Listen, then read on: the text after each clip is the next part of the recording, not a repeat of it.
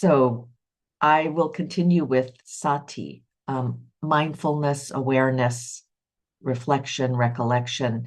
And the title of my talk would be softening of certainty.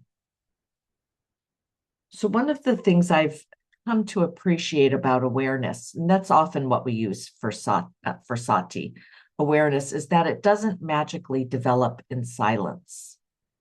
It develops in relationship with awareness itself, in relationship to ourselves and with each other. And in reflection, in reflective meditation, we place a strong emphasis on sati, this awareness as reflection. Obviously, we named our practice this. Um, it's not an optional add-on. It's central to the practice. We mark time for it. We ring bells. We come back together and we ask each other, tell me more. Tell me more about what you were aware of during your meditation. And something does seem to happen when we do this consistently. Reflection starts to seep into the rest of our lives. I think we often find ourselves pausing outside formal practice, noticing reactions, being curious about them, instead of immediately acting or fixing or dismissing. I often hear people, begin to wonder, what was that? What's going on here? It's kind of like that becomes almost a reflex, a default that we do in our life situations. And as I was writing this talk, it was interesting to note there's a practice that's fairly large in the secular Buddhist world. It's called "What is this?" And it's a phrase that people say during meditation, almost like a stabilizing phrase. But it's phrased in the present tense. What is this? And we tend to shift that inquiry to the past tense because the what has already happened. And sometimes the what is still going on, but often we've transitioned out of the what. This is not one of those who's on first analogies, but sometimes we've already transitioned out of the what and we're in something else. So we can see it more clearly when we've gone past it a little bit. Like we talked about yesterday, standing near something. So these shifts into wondering or inquiring, no matter how subtle or nuanced, they really can be significant in practice because they begin to wear away some of our more entrenched patterns of apathy, of indifference, even hostility. Not because we're trying to get rid of them, but because we're seeing them more clearly from a little bit after, from looking back, from reflecting. And when we have this steady relationship with awareness, it really can have a softening effect. And I think in that softening, it challenges certainty because certainty can feel very compelling. We like to land somewhere solid. Most of us, maybe some people don't have gone beyond that, but it's really, the solid is like, this is what's happening. This is who I am. This is how things are. And even, shifting to reflective or reflection language, we can easily fall into, this is what happened. This is who I was.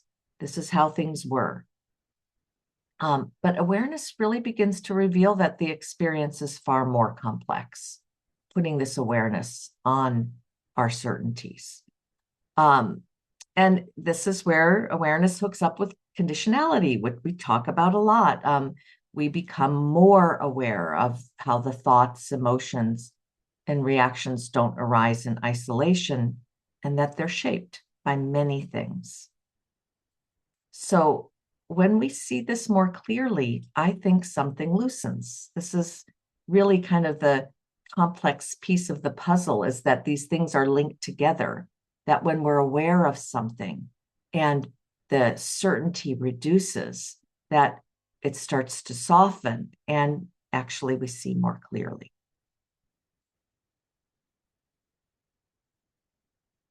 I think it also ties into the less fixing of ourselves and others in rigid ways. We really become more aware of how each of us unfold rather than each of us are a conclusion. I grew up on a certainty diet, and it's taken me a long time to lose that weight and keep it off and to maintain it regularly. Now, I hope that metaphor works. It really works for me.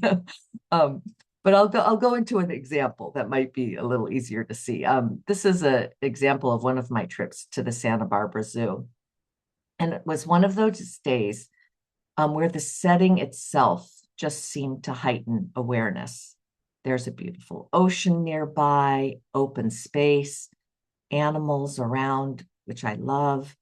And there was a shift. It was fairly subtle in my perception. I went in the direction of this sense of being an animal among the animals. And I've talked about this before. But I was more watching, moving, responding with them as one of them. And it stood out to me later that it wasn't really that insight that was so important. It was more like the quality of awareness. It was really different. And I liked that kind of awareness. I liked being in that kind of open, receptive awareness. Here's an important piece is that it isn't constant. Um, it isn't a certainty. I couldn't recreate it at home. I had some of it kind of, overflowing. And I couldn't go back to the zoo every day to try to get that awareness, and it'd be different on different days. So awareness changes depending on conditions. Awareness is different in different cultures, in different eras, in different locations, in different weather, and in different internal conditions, like when we're tired or sick or overwhelmed. And recognizing that is a big part of the practice, because it is a trap to think that we should always or we should aim for a kind of awareness, a kind of ideal state of presence, because awareness fluctuates, it comes and goes, and it's everything in between. And learning to work with that is part of developing right mindfulness. So I would kind of end with this, that the nutrition for this understanding of awareness, it isn't force. It may take effort at times. In our practice isn't easy all the time.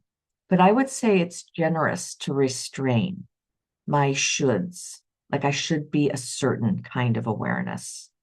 I still remember when I realized it's an act of generosity to myself and others to restrain my certainty.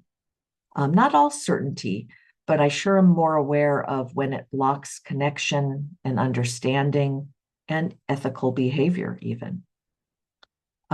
So sati, I would say similar to effort, it's not an isolated skill on the Eightfold Path. It supports everything else, our speech, our actions, our way of living. Because when we're more aware, even a little more aware, we're less likely to move through life on automatic. And we begin to see what we're doing, sometimes as we're doing it, and often in reflection as we were doing it. Okay. Thank you. We'll end here.